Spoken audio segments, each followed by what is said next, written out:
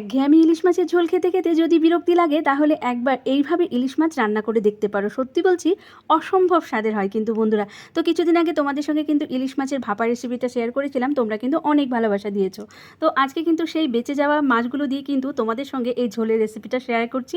এর জন্য কিন্তু প্রথমে আমি ঝিঙে আর বেগুনটাকে লম্বা করে কেটে হলুদ লবণ দিয়ে এইভাবে একটু লালচে করে ভেজে আলাদা করে তুলে রাখছি।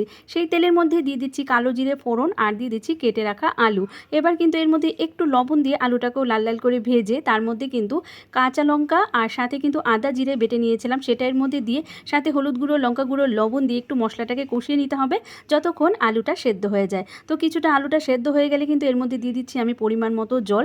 এবার কিন্তু জলটা ফুটে ওঠার অপেক্ষা করতে হবে বন্ধুরা। তো জলটা ফুটে উঠলে মাছগুলোকে দিয়ে দিচ্ছি আর 1 মিনিট ফুটে উঠলে আবারও এরপর কিন্তু আমি এই সবজিগুলোকে এর মধ্যে দিয়ে উপর থেকে চেরা কাঁচা লঙ্কা দিয়ে আরও 10 মিনিটের মতো ফুটিয়ে নিয়েছিলাম। তাতেই কিন্তু দারুণ স্বাদের রেসিপিটা রেডি।